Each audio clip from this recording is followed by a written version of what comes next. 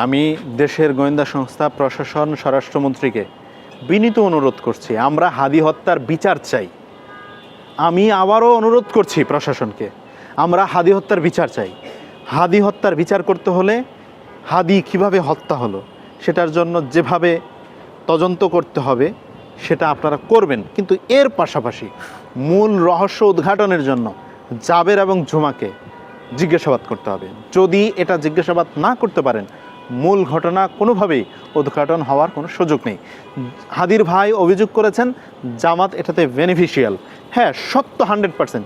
সে দেরিতে হলেও এই সত্যটা তিনি বলেছেন যে জামাত এটাতে বেনিফিশিয়াল এবং জামাত সেটা করাতে পারে সম্ভাব্য, এবং তাদের বেশ কিছু কারণ এটার সাথে রয়েছে। হাদি হত্যার পিছনে কি জুমা এবং জাবেরের সংশ্লিষ্টতা আছে কিনা? হাদি হত্যার পিছনে জুমা এবং জাবেরের স্বার্থ রয়েছে। হাদি হত্যা যদি না হতো, হাদির জায়গায় জাবের কখনো আসতে পারতো না, আর জাবেরের জায়গায় জুমা কখনো আসতে পারতো না। এটা একটু মাথায় রাখেন। জুমা হুটহাট করে নেত্রী হয়ে গেছে, আর হাদি যেভাবে যে আঙ্গিকে কথা বলতো তার 100 ভাগের 1 ভাগ জাবেরের বলার মতো সক্ষমতা, মেধা কিচ্ছু বেচারার মধ্যে নাই। কিন্তু জাবের হলো একটু ঘাওড়া টাইপের।